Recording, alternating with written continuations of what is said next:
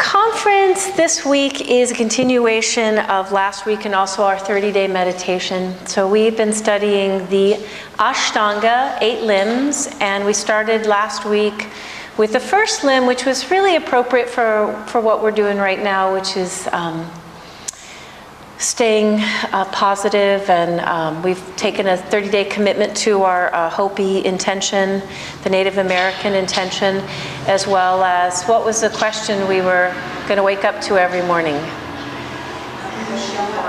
Yeah, can you be for something and against nothing? So the question is, what are you for when you wake up in the morning? So appropriately, we were studying last week the yamas, what are the yamas? What was my translation of the yamas? Instead of moral codes, we said, Annette needs sunglasses, I know. Basically, like, how do you show up? You know, we've been saying, like, how do you show up for life? You know, how do you stand in the world? You know, and the title of the chapter 11 we're studying is called Living in the World. So, you know, just talking about yoga is very much that for us, you know. In the yamas, there's 5 different yamas, and I was describing those as like little compasses. What were some of the yamas? Truthfulness, non-stealing, brahmacharya was about how are you in relationships with others. So all of those are kind of compasses that, you know, I was saying for all of us, we just live in a very busy time and a lot going on, and it's so easy to get sidetracked. And so our yoga mat is one place where we can really help stay focused on our path, and our yoga, using these yamas as a way for us, like little compasses, to get back on track and to check in with ourselves and make sure that we're going the direction we want to go, right? Sort of think of them as little compasses. So then this week is the niyamas. And what are the niyamas? If the yamas are how you are in the world, how you show up in the world, what are the niyamas? Yeah, how you show up for yourself, how you respect or how you treat yourself. So there's also 5 aspects of the niyamas. What are some of the niyamas? Tapas. So tapas is not a appetizer. Tapas is your heat, your fire. So this is a fire practice. You know, we're meant to sweat. We're meant to create this internal heat inside through the bandhas and our practice and sweat. And in sweating, we cleanse and purify ourselves. And the same idea in yoga can be seen through alchemy. You know, so the idea is sometimes we go through fire, through heat, through challenge in order to make that gold, in order to become better, right? And so our yoga teaches us that as well. So it's not just this physical practice, although it is a tapas, a heat practice, but also meant to be, again, this compass on our path that helps us take challenges in our lives and become stronger and purify the base metal into gold in our lives, right? So that's tapas. What else is a niyama? Svadhyaya. What's svadhyaya? Self-study. Self-study. So that one's super important because, again, we are out there getting sidetracked in life, and sometimes we even lose track of, like, what am I doing? What's it all about, you know? So self-study means, I love the actual literal translation, seva meaning self and adhyaya meaning to get close to something, because what we're trying to get close to on our yoga mats is ourselves. You know, it's an inward practice where I'm constantly getting close to myself and understanding, who am I? What's important to me? What is my internal yes? You know, that's our svadhyaya. Over 100 years ago, psychology came along and was one way for us to access that, you know, to start to study ourselves, to understand ourselves in order to stay healthy, right? So our yoga is that for us. It's a little bit of our yoga therapy. It's our psychology. It's our way of looking at ourselves, understanding ourselves. A few months ago, we were studying a semester where we were looking at yoga being our mirror. You know, so, you know, I was joking around with you guys. I'm like, did you ever walk past the mirror unexpectedly, like, see yourself and go, oh my gosh? Remember that, studies? I'm like, either you were happy, like, oh, I look kind of good today, right? Or you're like, oh my God, I look like that? Right? But yoga kind of does that for us too, right? That we hold that mirror up to ourselves, we start to hear the self-talk or what's going on in our mind, and I'm like, ew, right? Or sometimes we see our beauty, you know, we see the goodness within us. That's Svadhyaya. What else? Any other ones you guys want to throw in there?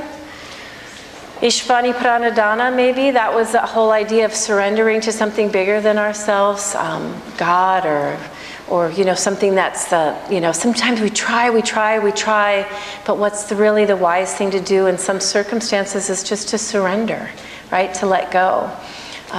It's a beautiful practice for us as a compass. What else? There's two more that start with S's. A little hint there. Sausha. Sausha is? Yes. Nope. Yes. Sausha is, so obviously the Yoga Sutras tell us you guys should take a shower before you do your yoga practice, which I do. Yes, I do support. But it's more than that, right? What is cleanliness? Cleanliness is what you eat. You know, eating clean, drinking juice and eating vegetables and organic things, right? You guys know what happens. This is a teaching a good year ago or so. What happens when you eat lots of Doritos and tater tots and drink soda pop all day? You're not very clean. You know, you don't feel good, you're not very clean. So we know that eating clean food makes us clean in our bodies, our physical bodies, our mental bodies. What else? I talked about we can also have Dorito thoughts, remember? So you can be like watching Dorito movies and Fox News, you know, tater tots, and even who we surround ourselves with. You know, sometimes you've ever been with someone that you feel like really brought your energy down, or it was just they're kind of negative and you kind of felt like you needed to take a shower afterwards because there's so much negativity. It's the same idea. It's like how we keep ourselves clean. And then, of course, the last one is Santosha, which is kind of contentment, right? So last week we studied Wabi Sabi, which, by the way, I'll give Mary the heads up. We need the quote, if you could bring us the quote from up there. Wabi Sabi was what? Finding beauty in something that's not perfect. Yeah, so Dwayne just said for the folks on our extended family, finding beauty in something that's not perfect. In something that's not perfect. So finding beauty and perfection in the imperfect. I love that. So we were saying that's the same sort of with, thank you, Mary, with Santosha is finding our contentment. Like just on our yoga mats is such a great example of, you know, we get in here and we want to be perfect and I want to, you know, look the way that Adrian does and I want to, you know, get my back bends, and then if I don't, I'm this poopy. You know, I'm in a, you know, I have students leave class all the time and they say, oh, my practice was so bad today, or oh, this or that or whatever. And I'm always like, it was beautiful. You showed up, right? You did the best you could today with your knee or your head or your heart or your elbow or whatever, and you find your beauty. That's Wabi Sabi. That's also an aspect of Santosha for us. So all these things we've just talked about to me is yoga.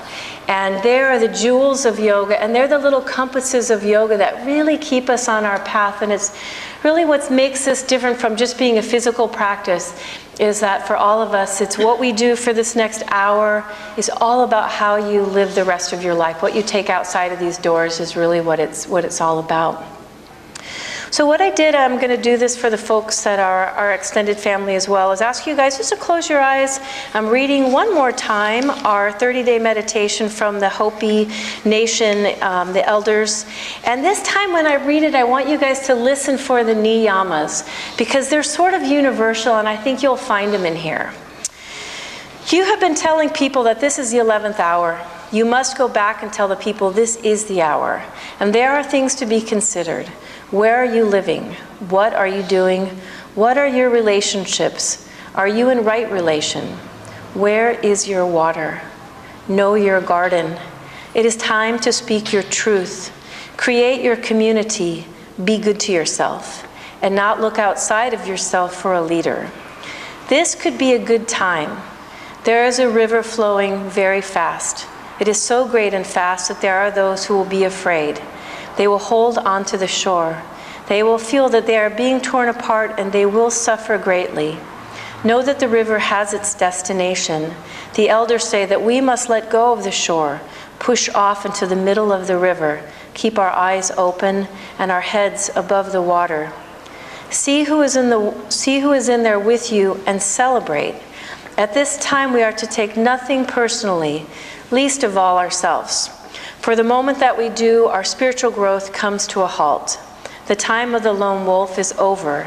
Gather yourselves, banish the word struggle from your attitude and from your vocabulary. All that we do now must be done in sacred manner and in celebration.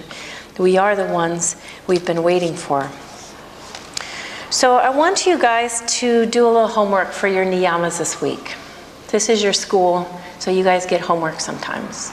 So I've already had this loaded on our website, so it's easy access for you guys. So I'm going to ask you 4 questions from our meditation that I want you to ask yourself this week as part of your, 2 things, as part of your samtosha and part of your svadhyaya. So your self-study and finding your own beauty and your contentment. The first one is, where is your water? When I hear that, it's very metaphoric, very beautiful metaphor for me of how I nourish myself. So ask yourself this week, where is my water? The second one is, know your garden. Turn it around to a question. What is your garden? Someone in the last class asked me, they're like, but Diana, what's your garden? And I said, my garden is my mom and dad. My garden is my dogs. My garden is my partners, my friends, my house. And how much time am I spending taking care of my garden? Part of my garden is here.